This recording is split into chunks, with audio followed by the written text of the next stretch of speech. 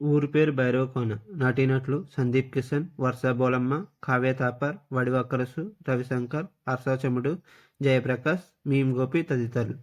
Director VA Anand. Music Shekhar Chandra. ఒక మంచి hit కోసం చాలా కాలంగా ఎదురుచూస్తున్నాడు యువ కథానాయకుడు సందీప్ కిషన్. తనకు టైగర్ లాంటి హిట్ ఇచ్చిన విఏ ఆనంద్తో కలిసి చేసిన కొత్త సినిమా ఊరి పేరు భైరవకోన. విడుదలకు ముందే మంచి అంచనాలు రేకెత్తించిన ఈ సినిమా ఆ అంచనాలను ఏ మేరకు అందుకుందో చూద్దాం పదండి. కథ: బసవ సందీప్ కిషన్ సినిమాల్లో ఫైటర్గా పనిచేసే కుర్రాడు.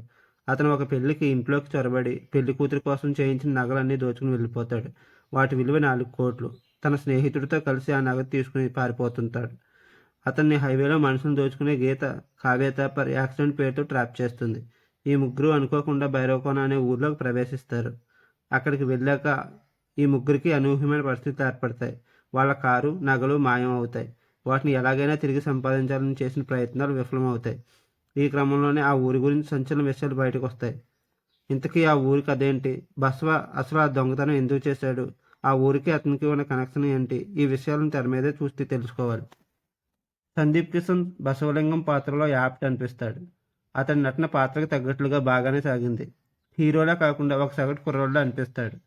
పెర్ఫార్మెన్స్ అదరహో అనిపించే స్థాయిలో సినిమాలో సన్నివేశాలు లేవు. ఎమోషనల్ సీన్లలో సందీప్ మెప్పించాడు. తన పాత్ర అంత గొప్పగా ఏమి ఉండదు. వర్ష బోలమ్మ కథలో అత్యంత కీలకమైన పాత్రను రాణించింది. తన నటనకు ఎలాంటి వంకలు పెట్టలేం. మరో హీరోయిన్ కావ్య థాపర్ గ్లామర్ విందు చేసింది. ఇప్పటిదాకా తెలుగులో చేసిన సినిమాల్లో ఆకర్షణీయంగా కనిపించిన సినిమా ఇదే. అయితే తన పాత్ర సినిమాలో చాలా అసహజంగా కనిపిస్తుంది. రవిశంకర్ తక్కువ సన్నివేశాల్లోనే తన దైన ముద్ర వేశాడు. వెన్నెల కిషోర్ పక్కా పైసలు వసూలు పాత్ర చేశాడు. అతను బాగా నవ్వించాడు. హర్షాచముడు కూడా బాగానే చేశాడు. మిగతా నటినట్లంతా ఓకే అనిపించారు.